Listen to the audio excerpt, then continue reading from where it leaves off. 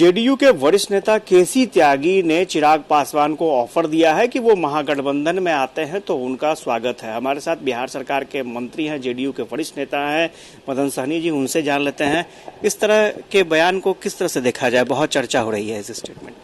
नहीं, उस बयान को तो अभी तक हम नहीं देखे हैं कि जो हमारे केसी त्यागी साहब ने कहा है और किस संदर्भ में कहा है, यह भी हमको अभी नहीं मालूम है। लेकिन हमको लगता है कि कल जो इफ्तार पार्टी हुआ है उसमें श्री चिराग पासवान जी गए थे, तो इफ्तार पार्टी में जाना तो हम लोग नहीं समझते कि कोई राजनीति से जुड़ा हुआ विषय है।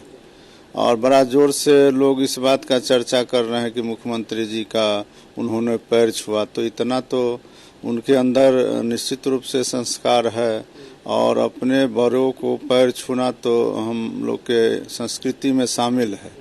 तो यह कोई जो है राजनीति से जुड़ा हुआ विषय नहीं है। और उप मुख्यमंत्री जी के यहाँ इफ्तार पार्टी था, उन्होंने इनवाइट किया तो वो वहाँ पहुँचे। तो इसको राजनीति से नहीं जोड़ना है। एक दूसरी बात, वो किस दल में जाएंगे उनका अपना दल है और किससे गठबंधन करेंगे ये उनके ऊपर स्वतंत्रता है। और सिर्फ एक इफ्तार पार्टी में चले जाने से कोई किसी पार्टी में गठबंधन में चला जाएगा, इसको हम नहीं मानते हैं। लेकिन अगर हमारे पार्टी के नेता ने कहा है कि हम वो आते हैं तो स्वागत कर, तो हम लोग तो किसी को अनादर करते नहीं हैं। और जो अच्छे छवि के लोग हैं, अच्छे पार्टी हैं, गठबंधन में आना चाहते हैं, तो हम लोग को इस पर कोई एतराज नहीं है। लेकिन हम लोग को अभी ऐसा कुछ नज़र नहीं आ रहा है। और श्री चिराग पासवान जी राजनीतिक रूप से सजग हैं और बिहार में उनका अपना एक अच्छा छवि है। तो हम समझते हैं कि वो जहाँ भी जाना चाहे तो उनका तो अपना स्थान है ही। लेकिन अभी महागठबंधन में वो आएंगे, इसमें हमको संदेह लगता है। अच्छा, एक चीज सवाल इसलिए उठ रहा है ना, आपको याद होगा कि कई बार कहा गया कि जेडीयू को जो नुकसान हुआ 2020 में चुनाव के वक्त में, वो चिराग पासवान की वजह से हुआ, ये प्रत्यक्ष रूप से था। इसलिए सवाल उठ रहे हैं कि क्या नीतीश कुमार एक्सेप्ट करेंगे, क्या जेडीयू वाकई एक्सेप्ट करेगी चिराग पासवान को? ये परिस्थितियां ये तो समय का पे पता चलेगा कि क्या होगा। पहले तो वो खुद आना चाह रहे हैं कि नहीं आ रहे हैं, ये विषय पर हम लोग को संदेह लग रहा है। और सिर्फ इफ्तार पार्टी में जाने से ही यह कयास लगाया जा रहा है, इसलिए हम लोग को इसमें कहीं कोई दम नहीं नजर आ रहा है।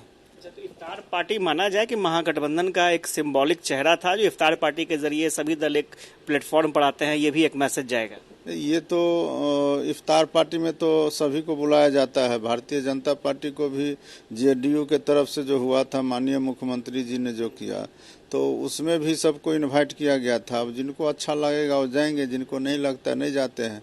कल भी महागठबंधन का समझिए, राष्ट्रीय जनता दल का सभी नेता उपस्थित हुए, तो एक मैसेज तो जाता ही है ना कि हम सब एक हैं। और इस अवसर पर तो लोग को एकजुटता भी नज़र आता है। और ये तो एक परंपरा है कि लोग रमज़ान के पाक महीने में जो रोज़ेदार होते हैं उनके लिए इफ्तार का आयोजन किया जाता है। और उस आयोजन में सभी तबके के लोगों को, सभी धर्म के लोगों को, सभी पार्टी से जुड़े हुए नेताओं को इनवाइट किया जाता है। जो लोग को अच्छा लगता है वो जाते हैं, जिनको नहीं अच्छा लगता नहीं जाते हैं। याद होगा कि चिराग पासवान खुद को नरेंद्र मोदी का हनुमान बताते थे, तो क्या लगता है कि हनुमान को तोड़ने में आप लोग सफल हो पाएंगे? नहीं, हम लोग तोड़ने उड़ने में विश्वास नहीं करते हैं। उनको खुद आना होगा तो देखा जाएगा। अभी उस पर कोई बहुत हम लोग को खुश होने या बहुत निराश होने की आवश्यकता नहीं है। मदन सहनी थे और ये बता रहे थे कि फिलहाल पार्टी में इस तरह का कोई मामला नहीं आया है सामने कि चिराग पासवान आ रहे हैं। हाँ, ये अलग बात है कि महागठबंधन बन रहा है, महागठबंधन का स्वरूप व्यापक होना है। अगर उसमें चिराग पासवान आ जाते हैं तो ये भी बेहतर हो सकता है। कैमरा पर्सन श्याम के साथ आशुतोष चंद्रा।